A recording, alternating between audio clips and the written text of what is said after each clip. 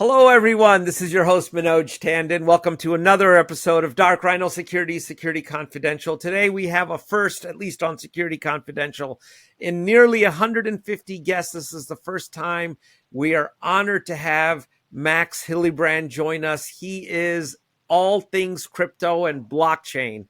It's the first time we've covered this topic. We are eager to do it. For those of you who want to learn a little bit about Max, he's got a great background. He's the CEO of ZKSNACKS and Wasabi Wallet. Very interesting names, and we'll ask him about that here in a second.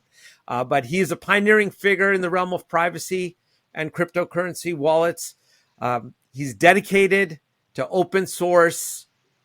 He's an open source contributor on liberty and digital freedom. He champions non-scarcity in the digital realm, sharing his creations generously. He's a great guy. We're honored to have him here. Max, thank you for being here. Appreciate it. Well, thank you, Manoj, for the invitation and for the introduction. I'm really excited about this conversation. As you say, so far on the pod, you haven't much talked about Bitcoin, and I guess it's long overdue. Bitcoin is ancient tech by now, and it's definitely a lot of excitement and new interesting topics to explore there. So I'm really curious to talk today. And you know, it comes at an ideal time because we are seeing a convergence in many ways. You know, Bitcoin and ransomware have somewhat become synonymous for the wrong reasons. We see quantum computing coming online, which brings into whole question the what does the future look like for cryptography? And that's a backbone of blockchain here, right? And then we have AI, and what does that do anything for mining and the compute power that's going? So there's so many things here to discuss. I don't even know where we'll start, but one place that our audience is going to want to know about, because they always want to know about this, is what's your beginning, Max? Where do you originate from? How did you get into this world? Yeah, my first passion was definitely economics and entrepreneurship. This was something that I studied from quite early on in life. And eventually found the Austrian School of Economics, which is a fascinating school of thought that really just makes a lot of sense, and it's very applicable on what it means to be human and to work and to be productive. It's really quite fascinating, and so that really just sparked my interest in all of these things: economics, finance, banking. Until I eventually discovered Bitcoin.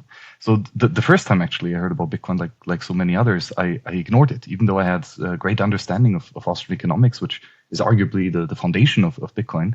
I still didn't quite get it. And I believed it was because I haven't thought much about technology at that point. And a couple of years later, a friend introduced me to Linux and helped me install Ubuntu and just share the idea of free and open source software. And I found it fascinating because it resonates very well with Austrian economics and praxeological thought that information is non-scarce. We don't need to keep it to ourselves. We can share it with whomever wants it for basically free. So then how do ZKSNACKS and Wasabi Wallet come into play here then? Yeah, exactly. Because ultimately, ZKSNACKS is a company working on some projects that are free and open source, right? Meaning in the sense that we don't have a trademark on Wasabi Wallet. We don't have any intellectual property on it. The code is free and open source under the MIT license, and so you can use it and do whatever. You can read it, you can change it, you can publish it again. You could sell it, right? Whatever you want to do with this code, because it's not ours. It's just patterns in logic that some of us have articulated. Yeah. So these applications, the code as it sits today is, I assume that it is designed for managing cryptocurrency. Would that be a correct assumption? Or? Yeah, exactly. So Wasabi Wallet is a Bitcoin wallet. And so fundamentally, it does a couple of things. You can generate private keys with it and derive public keys from this, as well as sign messages. So that's the first thing, right? You create and manage your private keys. You can either do that on the laptop that Wasabi runs on, or you could even connect it to a hardware wallet Those are basically hardware secure modules that store your private keys. So you have something like a remote signer that you can connect to Wasabi Wallet to keep your private keys secure. The second part is Wasabi Wallet finds out if you ever received money onto these public keys in the Bitcoin blockchain. So we synchronize the Bitcoin blockchain in a private manner so that you can find out if those pub keys are ever mentioned on the Bitcoin blockchain, meaning you got paid, you have some Bitcoin now. Meaning you can receive and find out how much money you have received. And then, of course, you can wait. The thing that you usually do with money is save it for a future time. And you don't have to do anything to save the money in Wasabi Wallet, other than, of course, keeping a backup of your private keys, which is just a convenient set of 12 words that you have to write down, plus an additional passphrase for extra security. And ultimately, you can also send your Bitcoin to other people. All you need to send someone else Bitcoin is to have their public key, their Bitcoin address, and that the other person generates on his phone or laptop or wherever he manages his private keys with. And then you can send payment or money, Bitcoin, to this other party. And I guess the caveat of Wasabi Wallet is that throughout all of these steps, we prioritize user security and privacy at most. So we have numerous cryptographic tricks and protocols under the hood that ensures that no sensitive user information is leaked to the public. But there's a lot of people who are probably listening that are not dealing in cryptocurrencies. Can you take like a couple minutes and give us the primer on crypto? Like, what's the basics here of Bitcoin or Ethereum or whatever? There's so many. There's a couple out there now at this point. What's the background on this? How does this mechanism work? Well, since the 1980s, cryptographers and researchers have been hunting for this idea of money in cyberspace. And how can we send each other payments securely? So that, of course, you only want to send the payment to one party. Going back to the thing of scarcity, if I have a PDF and I send it to you, you cannot stop me from sending the same file to 10 other people. And again, that's great for information. Information longs to be free. However, it's not so good for money. If you have one gold coin and all of a sudden you can spend the same gold coin 10 times, then the money starts to break quite quickly. So that we need to have a, let's say, record-keeping mechanism, a time-keeping mechanism in cyberspace that ensures that a coin can only be spent once, meaning that the first time a transaction is made, it's a valid transaction. But if someone else would propose a second transaction spending the same coin, then that would be denied. Right? So we basically need access rights to a digital database that manages which transaction came first. And already back in 1983, we have a beautiful cryptographic solution for this by David Chaum called eCash, utilizing Chaumian blind signatures, a quite clever cryptographic trick where we have many clients and one server. And the server is basically there to do the timestamping. And coins are fundamentally a signature of that server.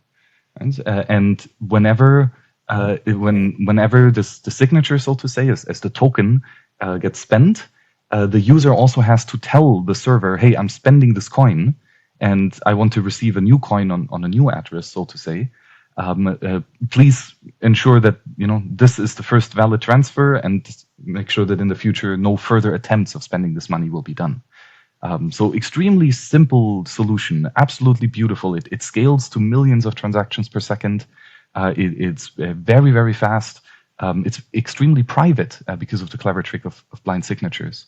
But one big downside is it's just one guy and one computer that has this magic private key and this timekeeping record of generating new tokens and ensuring that they can be spent later. As Nick Szabo would say, trusted third parties are security holds. And here we have a third party whom we trust with the record keeping of our money, right? Which is, of course, a very sensitive thing. As we've seen in the past, authority over money has frequently been abused, both in the terms of censorship, that transactions are not allowed to go through, In other words, Right. theft, right? Well, direct theft as well. You could take the money of someone else and say, no, he can no longer spend the money, but I can. And then finally, inflation. You can increase the money supply. Literally at the click of a button, you issue millions of cryptographic signatures, which are all tokens that are defined as money. And so there's numerous flaws with this problem of having a single entity being the record keeper of who has which coins. Okay, so why do this? Why do a digital currency in the first place? We already have the dollar. We have the euro. We have all these we have gold, we have silver, we have all these mechanisms. Why bring into existence a medium that's purely digital? Well, because we want to make digital payments, right? You go online, you find a great thing to buy, but how do you give the merchant money? It's easy to give the merchant the message of, hey, I would like to buy this good, thanks to the internet. But how would we ever pay him with all the digital means of payment? That's a huge problem, right? And again, I'm still in timeline back in 1983, right? Before the actual internet even existed, the World Wide Web, etc. Right. This is way this is a very early problem in computer science, let's say.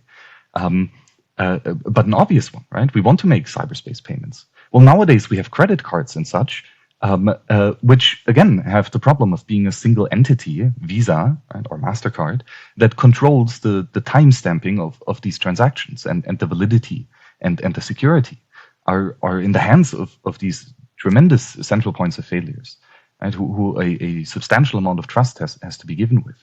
And yes, I guess it works, right? Most people have credit cards and debit cards and online banking and such. But ultimately, it's not that great, right? It would be great to have an internet that is free from single points of failure, one that just works for everyone, and that is not easy to shut down. And that is the big problem, right? Now even further with, for example, credit cards, privacy is another big problem that was introduced.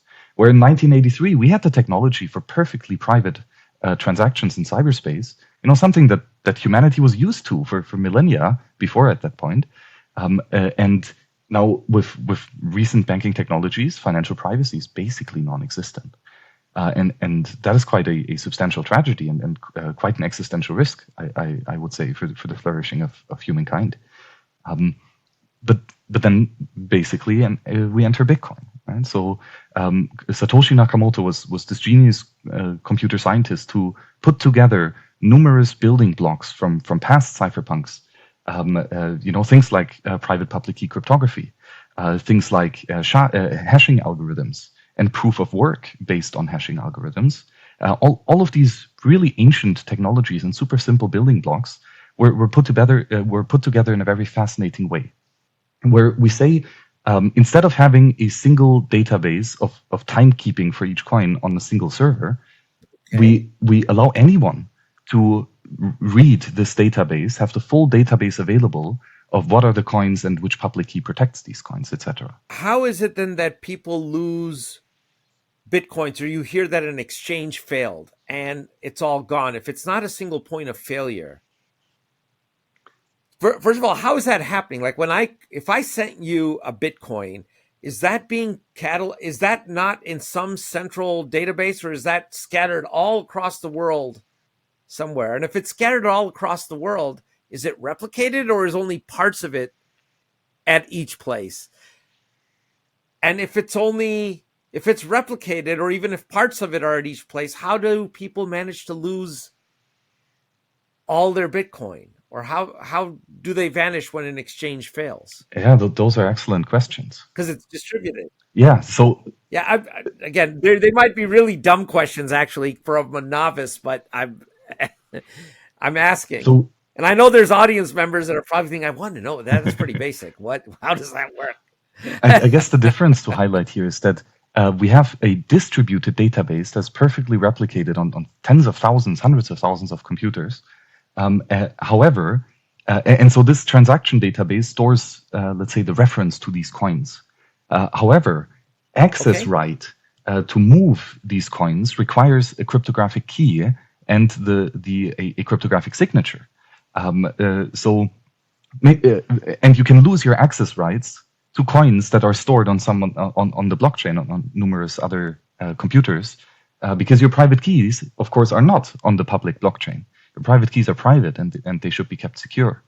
And so here there is a difference, where in the old Chaumian eCash technology world, if you had a signature, let's say a secret, you had the money, right? This signature was as good as the money, and only you knew it. Nobody else, even the service provider, did not know the secret that was the money. So the rule is whoever has the secret and whoever tells it first to the central service provider, he gets to spend the coin. But with Bitcoin, it's different. Right? The transactions itself and the coins are on a distributed server, so everyone sees them. However, access right to move those coins remains on private computers of individuals. But maybe to take a step back. So now we want to have a money system where we don't just have a single server defining the rules and verifying the rules and enforcing the rules. We would like to distribute this responsibility. And the way to do that is quite simple. So, well, not so quite simple, but first we need to have a clearly defined set of rules on how a transaction must look like. And so this is a computer protocol, just like HTTP or TCP, etc. There's a certain standard on how do the bits and bytes need to be arranged in order for a certain package of information to be considered valid. And if you have a random array of bits and bytes, that's not a valid HTTP package, for example. And similar with Bitcoin, you need to follow a certain set of rules. And the rules are quite simple. So we have a transaction, and this transaction has inputs and outputs. The output of a transaction is the destination of the payment, basically. So where is the money going to? And it has an amount of how much money are we sending here, and a public key, or more accurately, a script, meaning the definition of a spending condition. Under which condition can this coin that is being created on the output side of the transaction, how can this be sent in the future? Right? And there's a scripting language, a programming language that defines the validity of these conditions. Right? So there are things like signature checks with the ECDSA signature scheme. There are, for example, hashes. So you need to reveal a pre-image to a hash, for example. There are time locks. There are multi-signatures, meaning 2 out of 3 signatures from 3 different private keys are required. All of these can be defined in the spending condition of a coin, which is, again, on the output side of a transaction. A coin is an address, meaning a pub key or script, with an amount. And then the question, of course, is where does that money come from, right? Why does this pub key all of a sudden get money? And so the rule is, on the transaction, there cannot only be outputs. There must be an input as well. And the input to a transaction is a reference to a previous transaction out point. And so basically, when you want to spend a coin on the input side of a transaction, you need to prove that you have received a coin in the past. And you do that by pointing to, hey, look at this transaction with this ID number. That's the coin that I got, right? Here, input number 0, right? That was the coin that I got. And so this is the input side of a transaction, a reference of the coin that is being spent, as well as a signature, a witness that proves the authority over this coin. And so we check on what was the spending condition originally defined when that coin was created. Let's say it was just a single public key. Then later, when that coin is spent, we check, is there a signature that is valid to that public key? And the signature has to be over the transaction itself.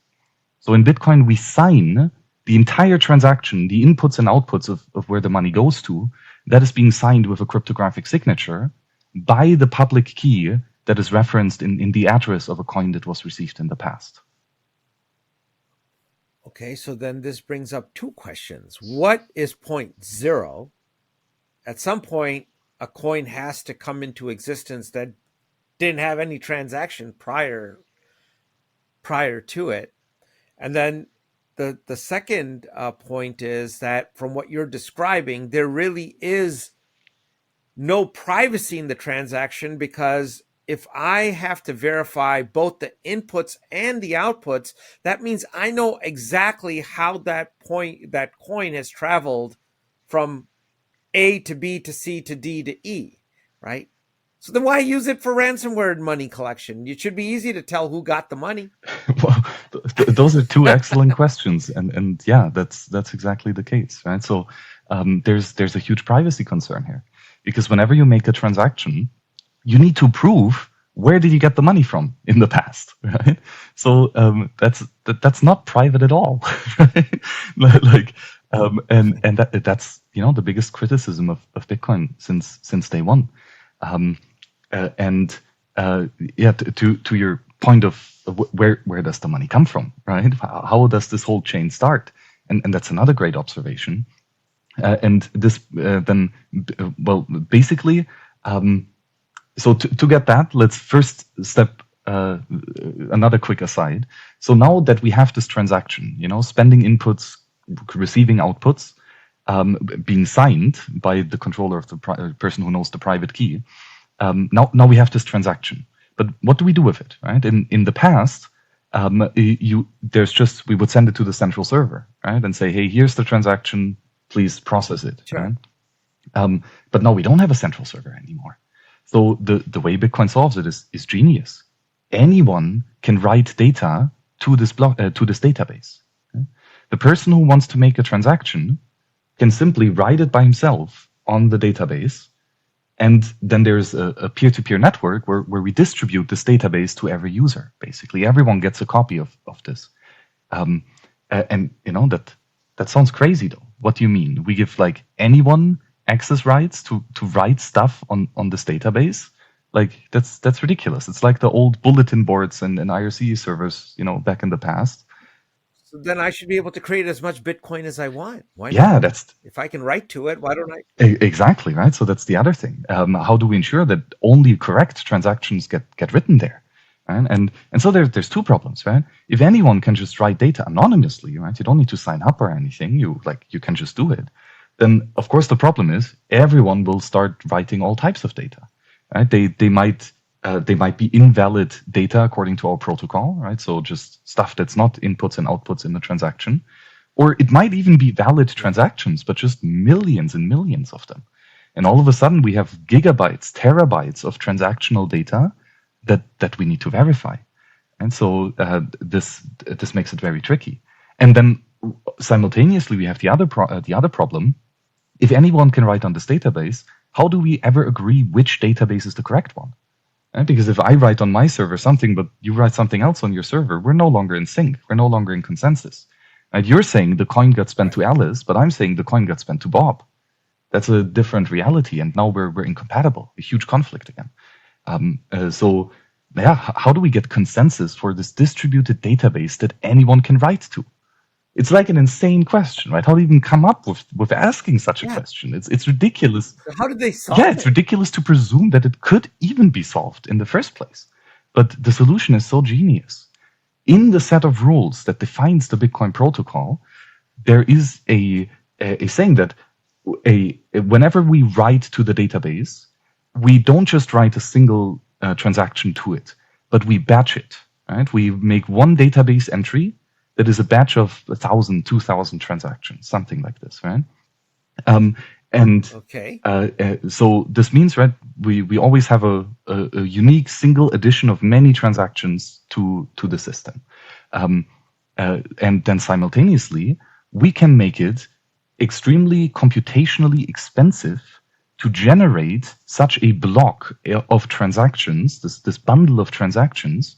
We can make that costly in the sense of compute power to generate. And now the question is, how do we prove to someone else that we've consumed electricity? Right? That's a super difficult problem, but thankfully it got solved by the cypherpunks in the 90s with Hashcash by Adam Back. Right? This is proof of work, meaning we take a random message and we hash it, and we check what is the numerical value of this hash. A hash is just a number, right? 100 or something. Of course, much larger. Okay. And it's completely random. So if we change the input to a hash function, the output is uniformly and indistinguishably random. Right? And so we can change the input to this hash function numerous times and always get a different hash value at the output side. And we can say that a block of transactions is only valid if the hash of this block has a hash value below a certain number. Right? The hash value needs to be below 100 million or something like this. And there's a random chance, whenever you make a hash of a certain message, that you will get something that's below a certain target value. And how high this target value is increases the difficulty of how how easy it is to find the hash. Because let's say there's you have a 10% chance or something of hitting a correct hash value simply because the target is 10% of the available number space. Then you need to try on average 10 times, right? You hash the first message, it's above the value, okay, it's wrong. You change one bit, you hash it again, check the value, it's wrong. And you try a third time, and the fourth time, and the fifth time. And eventually, just by pure chance, you will find a hash value of this block that is below the target value.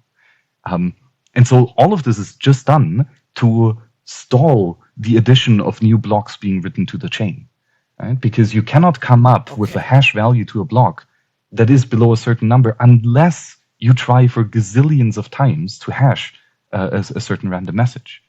And so a lot of compute has to be added, which takes time. First law of thermodynamics. Yeah. I mean, it's akin to saying that, if we were to, I guess, as an oversimplified analogy, that if we had a submarine made out of this special metal that we'll call the Bitcoin process, the deeper that we go, the stronger that metal is going to end up getting. The more pressure you put on it, the more difficult it's going to become to penetrate it, which is totally backwards of how you would intuitively think about it. Yeah, exactly. That this it's quite genius because it also ties in with your earlier question that you asked. In this chain of transaction, where does the money come from, right? Let's say if you want to start a new monetary system, how would you pick the allocation of the new money units? Would you give it just to yourself, like to yourself and your friends, to the people who give you money? Right? Whom would you give those newly created currency to? It's another incredibly difficult question that needs to be addressed when establishing a new money. And another question in the Bitcoin protocol is, so it takes now so much electricity and compute power to produce these valid blocks. Why would anyone in his right mind, spend so much electricity on this nonsense application of hashing some random values? Why would you ever do that? And Satoshi solved both of these problems with a genius insight, because again, we have this database that anyone can write to as soon as he can prove that he spent sufficient electricity. But this means we have basically a fair mechanism to distribute this money. Whenever you find a valid Bitcoin block, one rule in the protocol says the first transaction in the Bitcoin block does not have to have inputs. Right? The first transaction has no inputs and only an output, and an output with the address of whatever you want. Right? And the address, of course, can be your own address. The address of the miner who's currently producing this block, he can pick his own address, which is, of course, the most likely thing he will do. And now these exchanges can't alter these rules, Max? No, because Bitcoin is, again, software that runs on your own computer. Right? You are the one that controls this database, meaning you define the set of rules, the input-output structure of Bitcoin, etc., this 10-minute block time. All of this is defined by you in your software on your computer. And then when you connect to the Bitcoin peer-to-peer network, you will download every single transaction, every single block that has ever happened, and you will verify it all the way from January 3rd, 2009, all the way to today. You will verify every single transaction that was ever made by anyone else, and you will ensure that, of course, the data integrity is correct, right? The bits are properly ordered, and that all the rules are adhered to, right? Like every input must have a signature. And of course, another rule. I do that the first time, but then I change it. Mm-hmm. Because I can. Yeah, you can, right? That's the magical thing. Now we have this almost like a blueprint for creating digital things, coins that we can pass around. And sure, you can, with the click of a button, create your own monetary system that, doesn't, like Bitcoin, have 21 million coins, but it has 42 million coins. You can change the hashing algorithms, the signature algorithms, etc. There's a rather big design space. Wouldn't that affect every other Bitcoin user, though? Because I'm changing it on my server. Yes. I'm saying, fine, I'm going to change But it. then, so when you change So then the rules... how do you ensure the integrity of the currency? Because I've changed it on mine and I went rogue. Yeah. Okay, so to answer that, one of the rules we didn't talk about yet, and to finally answer your previous question, right, of how does the money get started, the first transaction of a block does not have to have inputs, but the value of the outputs is clearly defined. It must be 50 Bitcoins. It cannot be above 50 Bitcoins. Right? That was the definition of the initial set of blocks that were issued. But there was also a rule in this code saying that after 4 years, this amount gets cut in half. So after 4 years, block number 210,000 is not allowed to have more than 25 Bitcoin in this first output of this coin-based transaction. Right? And then it got cut in half to 12.5, then 6.25, and just a couple days ago, it got cut in 3.125. Right? So now with every new block being added... So none of but those rules are not alterable. That's not alterable. They are not alterable on my computer because I don't change them. But if you feel like changing with the source code, it's written in C++, go hack at it. Then the tricky thing comes. So what if you now run on your computer a software that says the rule is 100 Bitcoin per block? Totally fine. Right? They go to me anyway. It's cool. So you produce this block. Right? You spend a tremendous amount of energy producing a block that is valid. And now you broadcast that to the Bitcoin peer-to-peer network, right? Saying that, hey, look, here's a block that I produced. But then every full node will check it and see that, okay, it's a valid Bitcoin block. It has all of the structure and stuff. But the Coinbase transaction has 100 Bitcoin. That's not according to my rules. That's an invalid block. Or if your block includes a transaction that does not have a valid input signature, even if there's thousands of other transactions that are valid, if one of them is invalid, my full node will say, well, that's not an invalid, that's an invalid block. It's not correct. I will delete it, forget about it, and I will cut my connection to your node. So there is policing by unanimous consent, essentially. Everybody has to agree that block is legit in order for it to be legit. Yep. If you run the Bitcoin full node software, that means you implicitly agree to the definition of the rule set of the money system, because if you would not agree, you would run a different set of rules. Right? So this means that by definition, every Bitcoin user has consented actively to the exact set of rules, bit for bit, that are being laid out in the system. And so therefore, Bitcoin is by absolute far, the most peaceful and clean adoption of a new money unit that was created by humans. In the past, all fiat currencies were enforced by dictate, right? By law. You have to use this either to pay your taxes or to settle debt, etc. That's what legal tender means. Yeah. Right? You're forced at gunpoint to use this currency, and that's why people accept paper money as currency, even though they can print as much as they want from it. And with Bitcoin, not only do we have currency that you can control, that nobody else can print more money than you define, but even further, that means that it is available for all. So how is it then?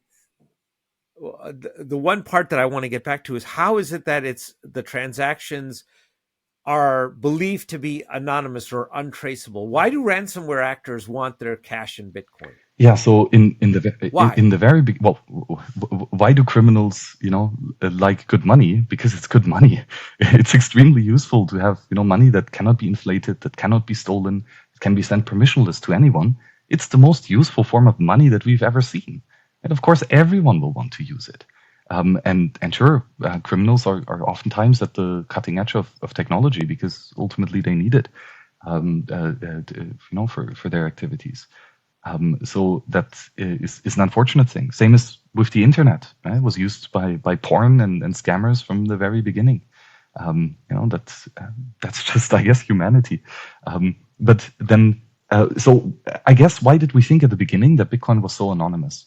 Because you didn't need to sign up with your Yes. name, right? You just had to flip a coin to generate a new address, and it looks indistinguishable from any other random number out there, and so that is just so different to things that like we're experienced with the current banking system, right? You need to show up in person or come with a passport and such. So there's no name, address, social security number. Exactly. It's just a private It's key. just a private key. Exactly. Right?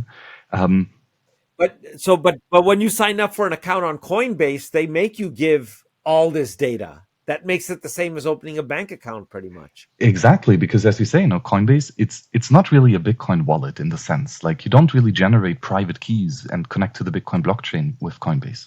Coinbase is a bank, so to say. It's two things. It's a money warehouse and an exchange.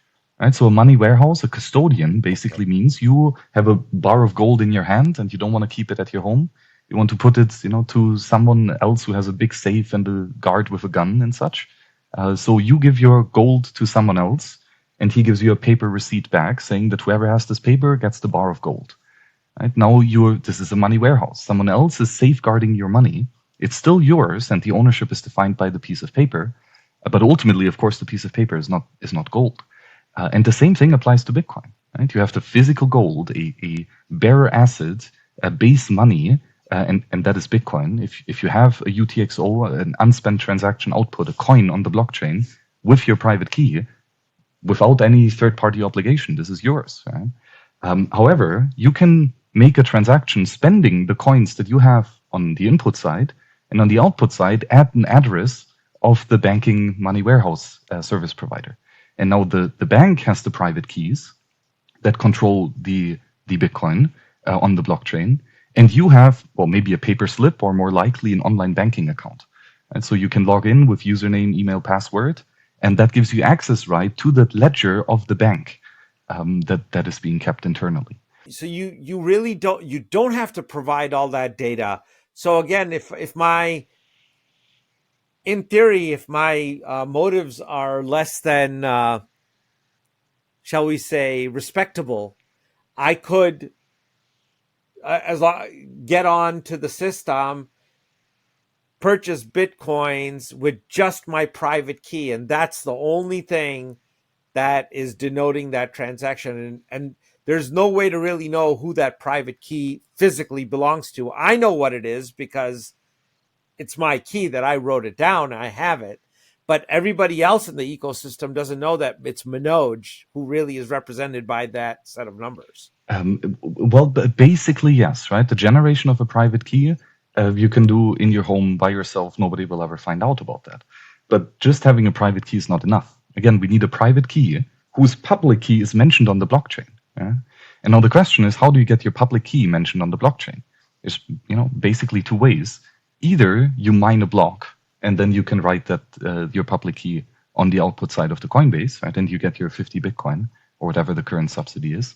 And then that's of course very expensive, right? You need computers, electricity, blah, blah, blah. Then the second approach is someone who has received Bitcoin in the past, right? So someone else has it, he will give it to you. Now, the question is, how could you ever convince a stranger to hand over his magical cyberspace money? It's very precious to a lot of people. They won't give it up easily. So probably you're going to have to be useful for them. Right? So that means providing services and goods, and whatever that is. Just like with any other money. How do you get money? You earn it. Well, ransomware is unfortunately another thing. Right? Lock up their data and say we'll give you the key to it once we get paid. Yes. And this. So ultimately, you got to earn Bitcoin. Of course, another frequent way how people give away their Bitcoin is when you give them another currency. That might be US dollars or euros or whatnot. It can be cash in person, or it could be a bank transfer, right? Or a gift card or something. People trade Amazon gift cards for Bitcoin and stuff. So money is, again, by definition, the most liquid medium of exchange. And most liquid means anyone will have it, and anyone is going to be willing to trade anything for it. And so you get your hands on Bitcoin just by selling any goods that you have or any services that you offer. That's very enlightening. That's interesting. So yeah, you can. I can see how you could be anonymous. That your anonymity will end if you ever went and stored that data into a central bank, a central repository, because at that point they won't accept that without getting certain data about you. And that's when you reveal who's behind the curtain, so to Exactly. speak. So, like, let's walk through an example. For example, you are back in 2009. You stumble upon this Bitcoin thing. You download the software on your laptop. You let it run for a while. A couple hours later, you have 200 Bitcoin in your wallet, and, because you mined 4 blocks where you each got a reward of 50 Bitcoin for. Nobody knows that these private keys belong to you. Nobody knows potentially even that your IP address is related to Bitcoin at all, if you use things like Tor and such, which back then wasn't implemented, by the way. Anyhow, so that now, 10 years later, right, still nobody knows that you have mined these coins back in the day. But now you want to buy your Lamborghini, has to be orange, of course, and then you go to your wallet and you say, I want to send 10 Bitcoin to the Lamborghini merchant. I have my 200. So what happens in the background?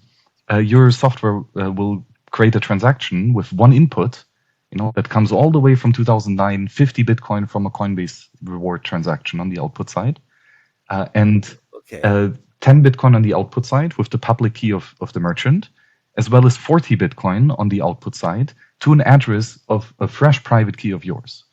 And so because with Bitcoin, the coins always have to be spent full, right? You cannot spend half of a coin or something.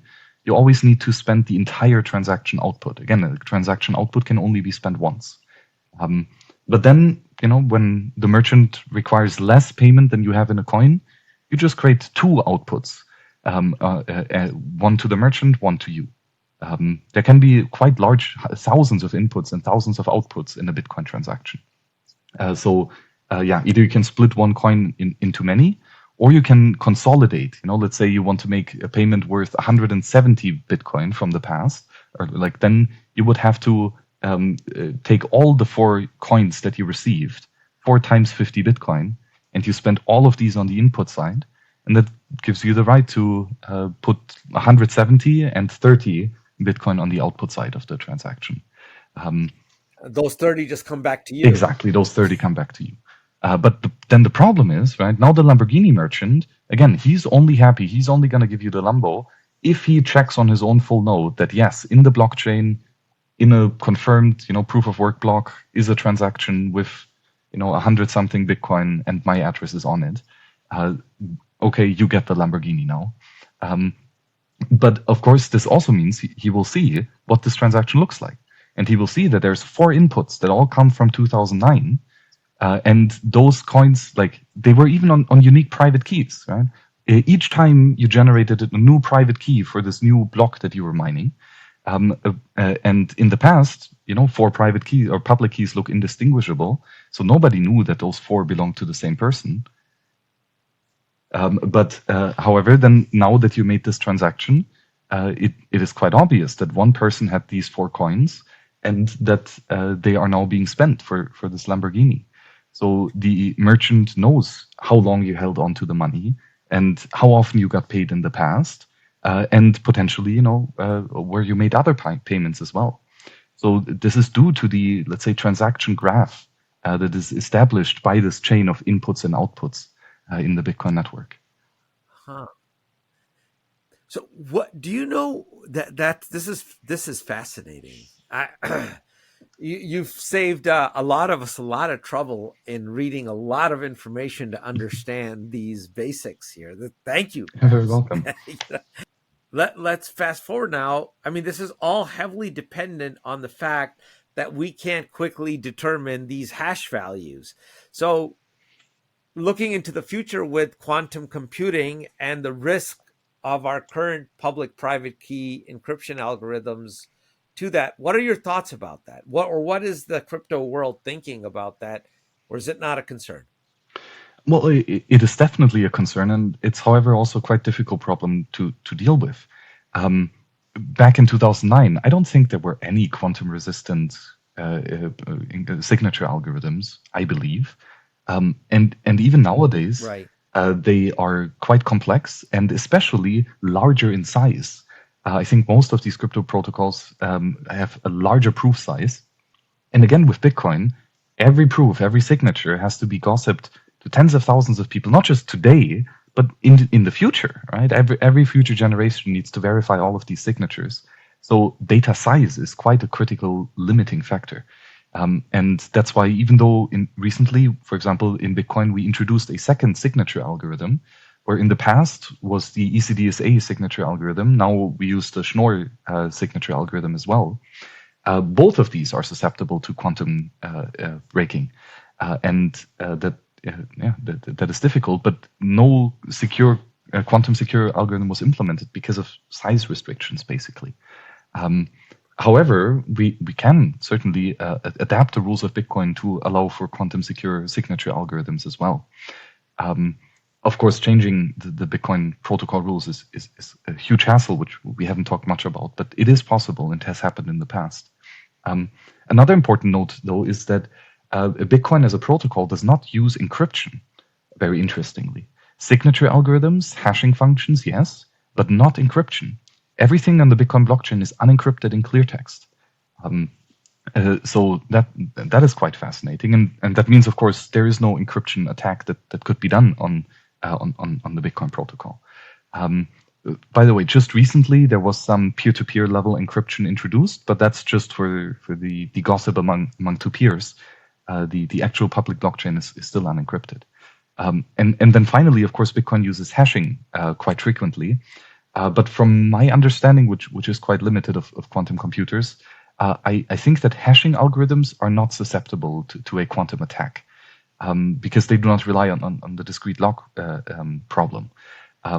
So I think hashing would be secure, and that a quantum computer would most likely be much slower than a SHA-256 ASIC, just a specialized legacy hardware, let's say, not quantum.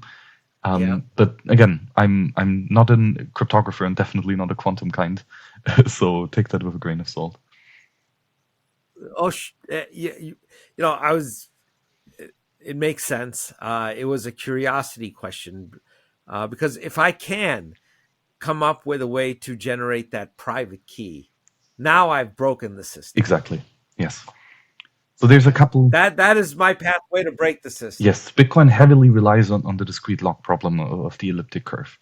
If that security assumption is broken, the system is irrevocably lost, I would say. There are some theories on how we could deal, for example, with a quantum attack and how we might still salvage the situation. But in any case, it would be a disaster scenario. Maybe we can engineer our way around it, but who knows at this point. But of course, it's not just Bitcoin that breaks; like everything is dead at that point. Everything, our entire, everything breaks, right? I mean, even Visa, MasterCard are broken at that point. Your bank transaction, your stock exchange is broken. Yeah. It's just completely broken. And it all comes down to the simple problem of factoring. Yeah, right. Computers are super fast at a lot of things, but they really suck at factoring. And no one has figured that one out yet. Yeah.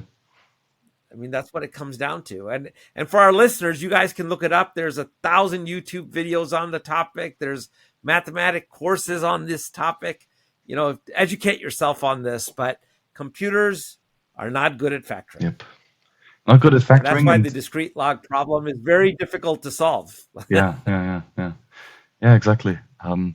But yeah, so far Bitcoin holds up, and very interestingly, it presents itself as the largest honeypot for breaking the Schnorr signature algorithm or ECDSA signature algorithm ever.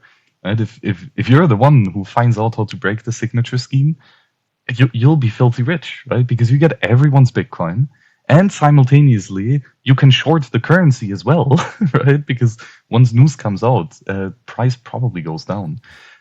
So yeah, that person will get insanely rich.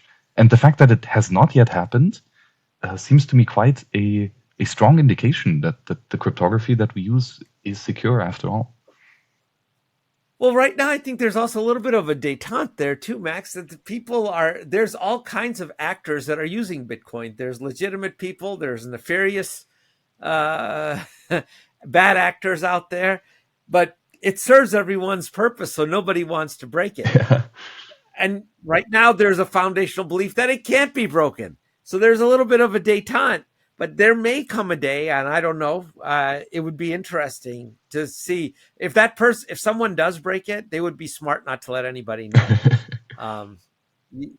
Because you want to basically use that as your own private ATM at your discretion. Exactly. Yes. It's like, yeah, I do want that Lambo this week. Maybe next week I want a jet.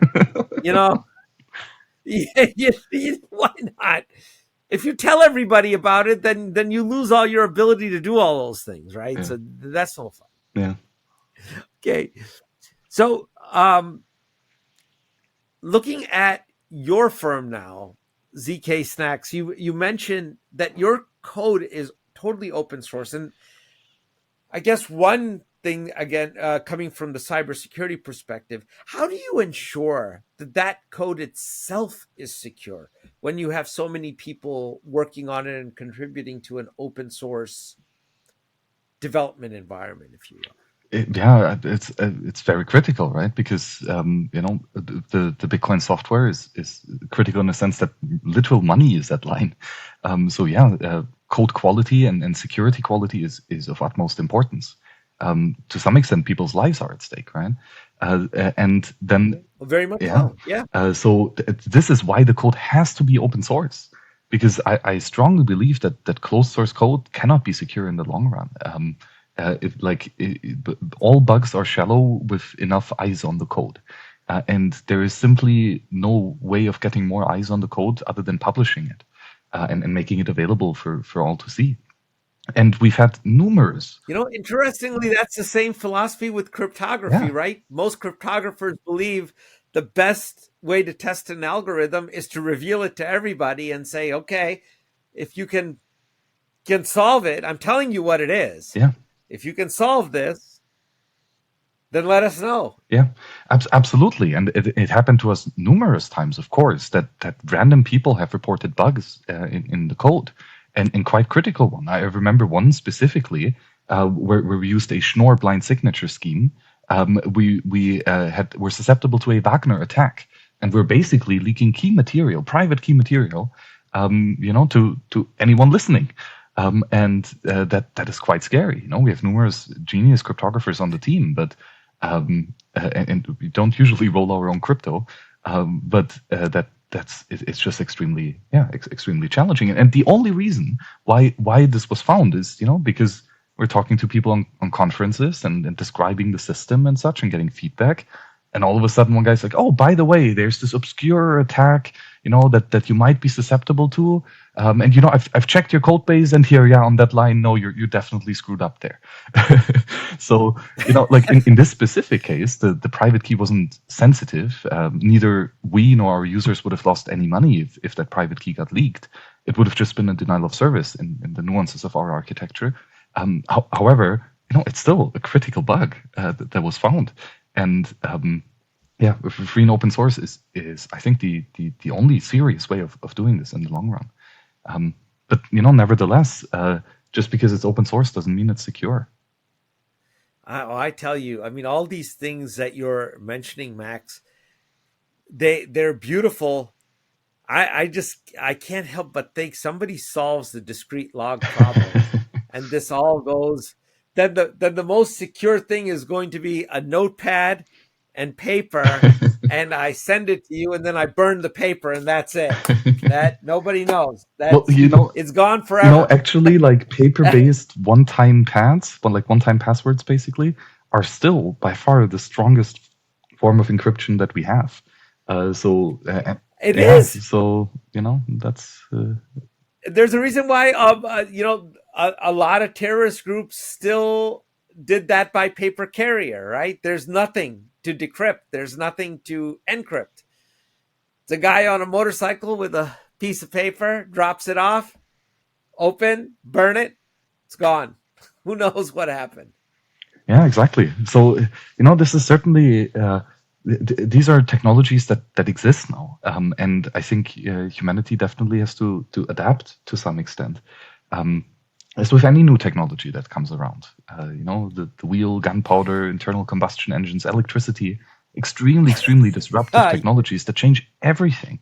And if one doesn't adapt to these new situations, then those are quite critical. We see the same with the internet and let's say encryption and security best practices. 20 years ago, nobody cared about security in cyberspace. Right? But nowadays, when companies are being held ransom because their servers got hacked, all of a sudden, like operational security and such are extremely important and upfront of mind for many people. So we should definitely keep up to track with technologies because the bad guys will definitely. And as soon as there's an asymmetry of power, where some group of people has access to this fantastic technology, but another group of people does not, well, then this mismatch in power will certainly manifest itself. And that's a very dangerous situation, which I think is another reason why this code has to be free and open source. Right? Let's say if this money tech or privacy tech would be closed source proprietary, and you only get access to the information, if you pay your monthly fee and subscription, etc. All of a sudden, it's a very dependent relationship with the service provider having an enormous amount of power over the end user. And with free and open source software that can be run on your own machine, that is simply not the case anymore. So I would argue it's extremely important that these technologies are widely distributed. I couldn't agree with you more. And I do have to say that we're coming up on time here. And listeners, this is part one. I can tell you out of 10 questions, we got through one. So we haven't even, we totally torpedoed what we were thinking of, all the things we were going to touch on. But this is fascinating, Max. And there's at least a dozen things that come to mind. And so if you're up for it, we'd love to schedule you back for part two of this conversation. Yeah, for sure. Just as I said a bit before we went into the conversation, like the good conversations start 3 hours in. But I'd want to leave you a few minutes to plug something in part one. Is there anything you want to let our listeners know about? Any links, anything at all that you would like them to know about so that they'll come back for part two? Yeah, so I guess in the meantime, while you're curious to learn more about Bitcoin, I guess the most sophisticated book that I could recommend is Crypto Economics on the Fundamental Principles of Bitcoin by Eric Voskuil, who is a genius in terms of computer scientist and economist and just security specialist, a brilliant mind. And his book is the most thorough and accurate explanation of Bitcoin, from which I drew heavily in the explanations that I provided you today. So the book Crypto Economics by Eric Voskuil, very much worth a read. And then also check out Wasabi Wallet, wasabiwallet.io. It's a security and privacy focused Bitcoin wallet. Bunch of amazing cutting edge technologies, Tor, block filters, eCash, and maybe just one little tease. As I earlier said, we usually don't roll our own crypto. The one time that we did was to invent a new eCash scheme. Again, all the way back 1983, Chaumian blind signatures. The downside of all of these schemes was that the value of the token was in clear text. So the mint knew exactly that this signature is worth 1 gold coin and the other signature is worth 5 gold coins, for example. And there was no anonymity set in between. So we researched quite heavily and discovered Wasabi, which is a eCash scheme with anonymous amounts, so that even the mint, the service provider, does not differentiate the value of the token. If you have, in our case, 0 Bitcoin or 5,000 Bitcoin or a million, they all look indistinguishable. So I guess that's one of the fancy pieces of cryptography that we're working on. So if some users are interested in this, that would be an interesting place to do some further research. And we're going to actually pick up on that one. That among a lot of other things too. Max, you're brilliant. And I have to, for our audience, I got to remind you folks, if you guys want to keep getting this kind of great content, you got to like, share, and subscribe. Hit the bell for us. Do us a little bit of justice. We're doing a public service here. And folks like Max are doing this. They're not getting paid for this. They're doing this out of the kindness of their heart. sharing tremendous knowledge. So please like, share, and subscribe. And Max, you're brilliant. Thank you, sir, so much for being on today's episode. Yeah, thank you very much, Manash. That was really a pleasure. I really enjoyed the conversation. Really sharp questions. So yeah, I'm really eager for part 2.